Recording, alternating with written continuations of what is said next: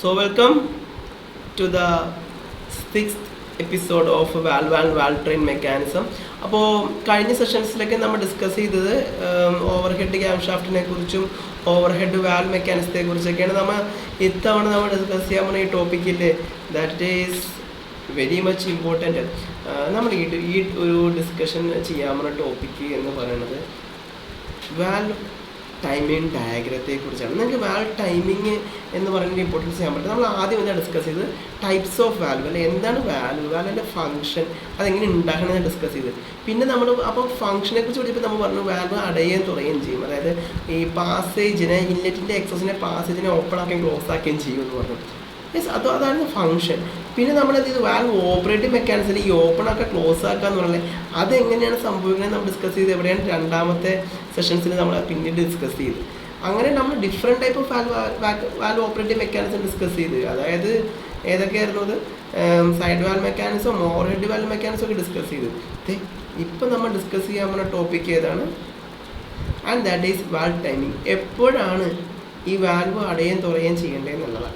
അപ്പോൾ നമുക്കറിയാവുന്ന ആ ബേസിക്സിലേക്ക് നമുക്ക് നോക്കാം. ഇൻലെറ്റ് വാൽവ് എപ്പോഴും ഓപ്പൺ ആവാൻ വേണ്ടത് സക്ഷൻ ഷോക്കിൻ്റെ സമയത്താണ്. കംപ്രഷൻ ഷോക്കിൻ്റെ സമയത്തും പവർ ഷോക്കിൻ്റെ സമയത്തും രണ്ട് വാൽവും keeps in close position. And the exhaust valve എപ്പോഴും ഓപ്പൺ ആവണേ ഡ്യൂറിങ് ദി എക്സോസ്റ്റ് ഷോക്ക്. നമുക്ക് വ്യക്തമായിട്ട് അറിയാം. നമ്മൾ ഇതിനാണ് തിയററ്റിക്കൽ വാൽവ് ടൈമിംഗ് ഡയഗ്രാം എന്ന് പറയുന്നത്. മറ്റൊന്ന് പക്ഷേ ഒരു ആക്ച്വൽ വാഹനത്തിൻ്റെ വർക്കിംഗ് കണ്ടീഷൻ എടുത്തു കഴിയുമ്പോഴേക്ക് അവിടെ വരുമ്പോഴേക്കും ഈ പരിപാടി നടക്കില്ല. അവിടെ നടക്കുന്ന ഒരു വാൽവ് ടൈമിംഗ് ഡയഗ്രാം നമ്മൾ വിളിക്കുന്ന പേരാണ് ആക്ച്വൽ വാൽവ് ടൈമിംഗ് ഡയഗ്രാം എന്ന് വിളിക്കും.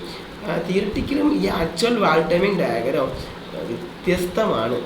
അപ്പോൾ എന്താണ് ആ വ്യത്യാസം എന്നുള്ളതാണ് നമ്മളിവിടെ സ്ക്രീനിൽ കാണാൻ പോകുന്നത്.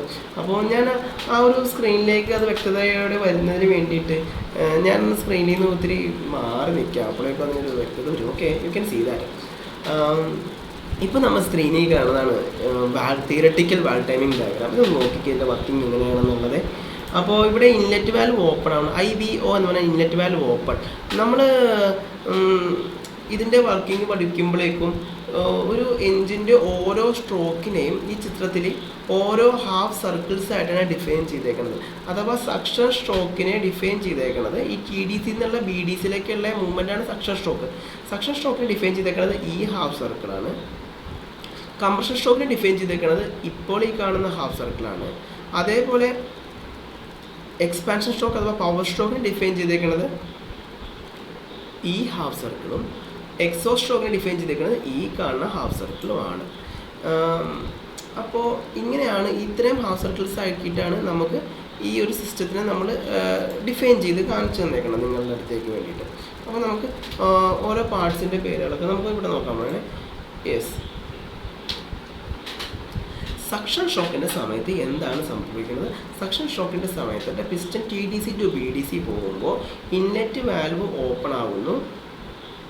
പിസ്റ്റൺ TDC നിന്ന് BDCയിലേക്ക് എത്തുമ്പോഴേക്കും ഇൻലെറ്റ് വാൽവ് ക്ലോസ് ആകുന്നു, right. And inlet valve close ആണ്. And next stroke is compression stroke. അതായത് രണ്ട് valve keeps in the close position and the piston will move from BDC to TDC. Yes, piston ഇപ്പോൾ ഇവിടെ നിന്ന് BDC നിന്ന് TDCയിലോട്ട് move ആയി മേളിലെത്തി. And IS bar FI. IS means ignition of spark and FI means fuel injection. എവിടെയാണ് spark നടക്കുന്നത്? Petrol എഞ്ചിനാണ്. FI എവിടെയാണ് നടക്കുന്നത്?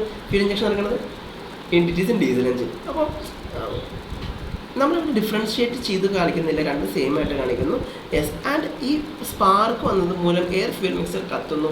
And then happens the power stroke. And ഇവിടെ സ്ക്രീനിൽ കാണിച്ചത് എക്സ്പാൻഷൻ സ്ട്രോക്ക് ആയിട്ടാണ്. എക്സ്പാൻഷൻ സ്ട്രോക്കിൻ്റെ സമയത്ത് പിസ്റ്റൺ TDC ടു BDC പോകുന്നു. Yes, it is also explain the half circle. And then happens it exhaust valve is open. ഇവിടെ എക്സോസ്റ്റ് വാൽവ് ഓപ്പൺ ആകുന്നു. Exhaust valve ഓപ്പണായി എക്സോസ്റ്റ് സ്ട്രോക്ക് മുഴുവൻ എക്സോസ്റ്റ് വാൽവ് ഓപ്പൺ ആയിട്ടിരിക്കുന്നു. And at the last exhaust valve is closed. Yes, ഇതാണ് ഒരു theoretical valve timing diagram എന്നുള്ളത്. പക്ഷെ ഞാൻ നേരത്തെ പറഞ്ഞ ഇതിന് തൊട്ട് മുമ്പത്തെ വീഡിയോയിൽ നമ്മൾ കാണിച്ച ആ ഒരു കണക്കൂട്ടിൽ നിങ്ങളുടെ മനസ്സിൽ വേണം. 1000 RPM ഒരു എഞ്ചിൻ ഓടുമ്പോൾ എന്ത് പറ്റും? 1000 RPM എഞ്ചിൻ ഓടണമെങ്കിൽ 500 പവർ സ്ട്രോക്ക് 1 മിനിറ്റിൽ, അഥവാ 8 പവർ സ്ട്രോക്ക് 1 സെക്കൻഡിൽ. ഓരോ പവർ സ്ട്രോക്കിനും ഓരോ സക്ഷൻ സ്ട്രോക്ക് വേണം.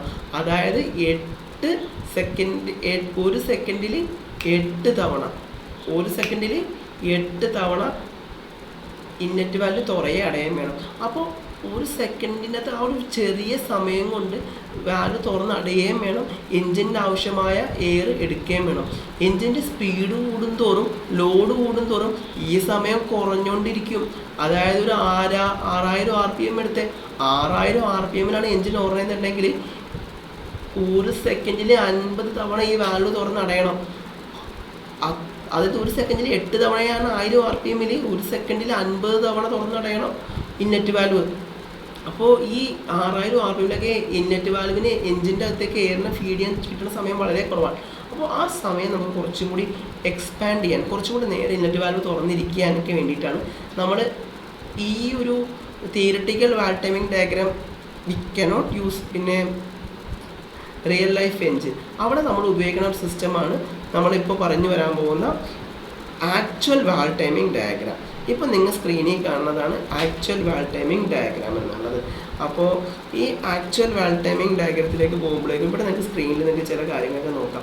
ആ ഇന്നറ്റ് വാൽവ് തുറയണം. നോക്കി, നമ്മൾ നേരത്തെക്കാളും കുറച്ചുകൂടി വ്യത്യാസമാണ്. ഇന്നറ്റ് വാൽവ് കുറച്ച് നേരത്തെ തുറയുന്നുണ്ട്. അതായത് സക്ഷൻ സ്ട്രോക്ക് ആരംഭിക്കുന്നതിനേക്കാൾ മുമ്പേ തന്നെ ഇന്നറ്റ് വാൽവ് തുറയണത് കാണാം.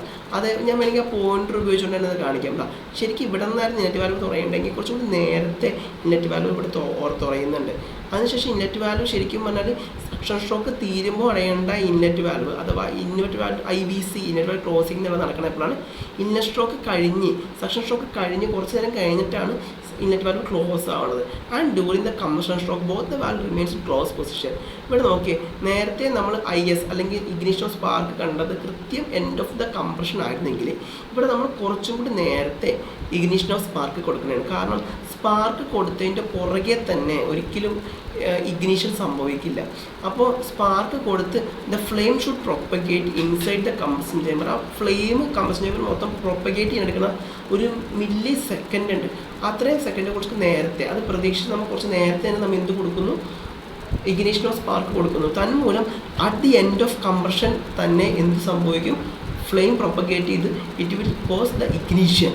അതിന് വേണ്ടിയിട്ട് നമ്മൾ കുറച്ച് നേരത്തെ സ്പാർക്ക് ഇഗ്നിഷൻ കൊടുക്കുന്നു. And it then happens the expansion stroke അഥവാ power stroke. Yes, the power stroke സംഭവിച്ച് പിസ്റ്റൺ BDC എത്രയും ഒരു 40 ഡിഗ്രി മുമ്പേ തന്നെ നമുക്ക് ഇവിടെ നിന്ന് കാണാം എക്സോസ്റ്റ് വാൽവ് ഓപ്പൺ ആവുന്നു. ഇങ്ങനെ കുറച്ച് നേരത്തെ എക്സോസ്റ്റ് വാൽവ് ഓപ്പൺ ആവുന്നത് കൊണ്ട് നമുക്ക് നഷ്ടമൊന്നുമില്ല. ആ പവർ സ്ട്രോക്കിൻ്റെ ഭാഗമായിട്ട് ഓൾറെഡി പിസ്റ്റനെ തള്ളി താഴത്തേക്ക് വിട്ട് കഴിഞ്ഞു. So the piston moves from TDC to BDC. In the main time pumping loss ഒരുപാട് കുറക്കാൻ സഹായിക്കും ഈ സിസ്റ്റം. എക്സോസ്റ്റ് വാൽവ് കുറച്ച് നേരത്തെ ഓപ്പൺ ആയി കൊടുക്കുന്നതുകൊണ്ട് ഈ എക്സോസ്റ്റ് വാൽവ് എക്സോസ്റ്റ് ഗ്യാസസ് കുറച്ച് നേരത്തെ എസ്കേപ്പ് ചെയ്ത് തുടങ്ങും. തന്മൂലം അടുത്ത സ്ട്രോക്കിൽ പിസ്റ്റൺ BDC TDCയിലോട്ട് പോകുമ്പോൾ ഈ എക്സോസ്റ്റ് ഗ്യാസിനെ തള്ളി പുറത്തേക്ക് കളയണ്ട.